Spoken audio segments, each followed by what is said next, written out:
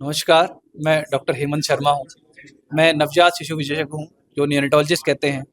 ये बड़ी नई सी फ़ील्ड है, जो बहुत कम लोग करते हैं और बहुत कम सीटें भी होती हैं। जैसे फरीदाबाद में कुछ 3-4 ही हैं और इसके बाद जब आगे जाते रहते हैं तो बहुत कम होते हैं। तो इसमें है कि ये है क्या, जो बच्चे जब जस्ट पैदा होते हैं, इनको हम डील करते हैं। अमृता हॉस्पिटल में मैं कार्यरत हूँ और इनका अमृता अस्पताल का बड़ा आभार। इन्होंने बहुत अच्छा हॉस्पिटल बनाया और इसके अंदर नियोनेटोलॉजी सर्विस स्टार्ट की। जो अभी हम आज एकत्रित हुए हैं, ये 2 बच्चे पैदा हुए और ये मिरेकल हुआ। 23 हफ्ते के भारत में जुड़वा शायद 1 या 2 बचे हैं और वो भी इतने अच्छी तरह नहीं। जनरली वेंटिलेटर पे बहुत दिन रहे या इन्फेक्शन हो गया या दूध नहीं पिला पाए। ये 500 ग्राम की गुड़िया और 630 ग्राम का उसका छोटा भाई। छोटा भाई 1 दिन भी वेंटिलेटर पे नहीं रहा और गुड़िया सिर्फ 3 दिन वेंटिलेटर पे रही।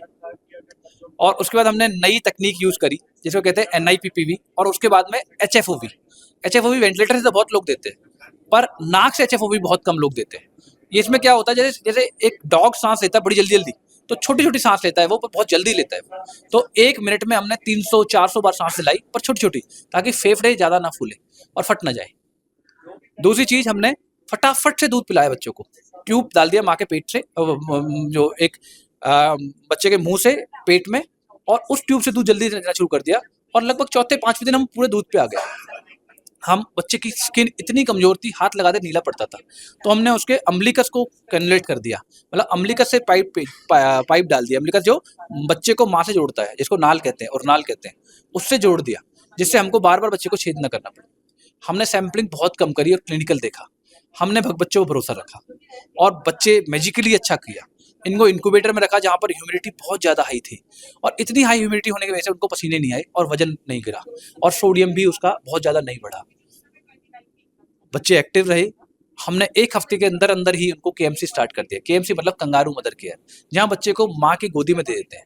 जब बच्चे को माँ की गोदी में दे देते हैं, तो माँ की गर्मी से बच्चे ग्रो करते हैं। जैसे कि हैन मुर्गा अपने बच्चे को इंक्यूबेट करता है, जैसे इंक्यूबेट करते हैं, उससे इन्फेक्शन के रिस्क कम हो जाते हैं, माँ का कॉन्फिडेंस बढ़ जाता है, माँ का दूध ज़्यादा आता है। और इस चीज़ का हमने यूज़ करके इन सारी कुछ इनोवेटिव चीज़ें, कुछ सिंपल चीज़ें और कुछ एडवांस चीज़ें का यूज़ करके ये बच्चे फाइट कर गए। लड़के का सर्वाइवल तो इतना अच्छा है, सो आरोपी भी नहीं हुआ, आंख भी बिल्कुल ठीक है, और दोनों अभी 2 किलो के हो गए हैं और सीधा माँ अपना माँ का दूध पी रहे हैं। ब्रेन हमने 4 बार इनका ब्रेन टेस्ट करा लिया है और वो बिल्कुल नॉर्मल आया है। तो ऐसा इंटैक्ट सर्वाइवल इंडिया में अभी तक नहीं है। इसके अंदर एक बच्चे को वेंटिलेट भी नहीं करना पड़ा। 23 आर वेरी वेरी स्मॉल, मतलब देखिए डिलेड मैरिज है, फिर लाइफस्टाइल अभी मॉडर्न वो है, ओबेसिटी बहुत हो जाती है, PCOD बहुत बढ़ रहा है, जिसकी वजह से बच्चे नहीं हो पा रहे हैं। और कई बारी IVF से बच्चे होते हैं। जो IVF के बच्चे होते हैं वो कई बारी प्रीटर्म हो जाते हैं, कई बार प्रीटर्म हो जाते हैं, उनसे बहुत खर्चा भी बढ़ रहा होता है पेरेंट्स का। But now with advance technology hope is coming. अभी होपफुल होना चाहिए। Find a right place, delivery वहाँ कराएं जहाँ पर नियोनेटोलॉजी सर्विस अच्छी हो।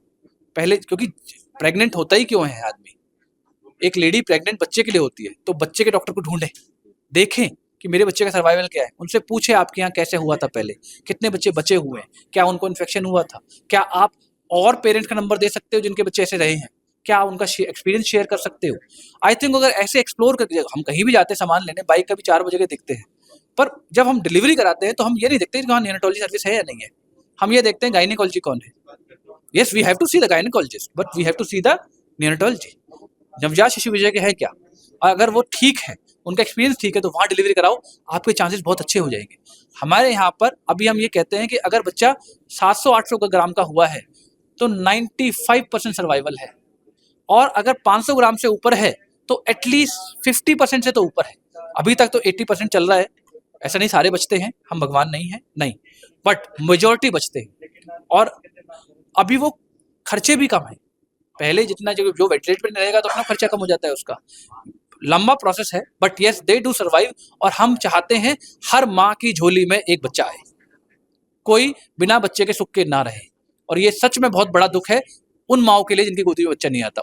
उनको लगता है मेरे शरीर में कोई कमी है, और वो कमी नहीं महसूस होनी चाहिए।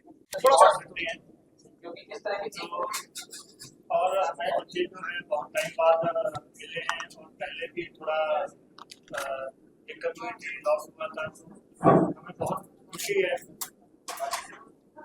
और ऊपर से ये ट्विंस है, और बहुत ही जैसे सर ने बताया कि बहुत कम ट्विंस बचते हैं, तो हम उससे भी बहुत खुश हैं कि हमारे बच्चे स्टेट से भी उठे हैं और सक्सेसफुली उसको रिकवर किया। ठीक।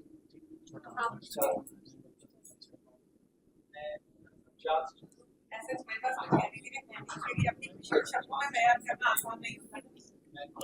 बस एक चीज कहना चाहूंगी कि now I am a mother और आई एम अ कंप्लीट जब सिचुएशन आई तो आपकी मम्मी क्या लेकिन डर बहुत था।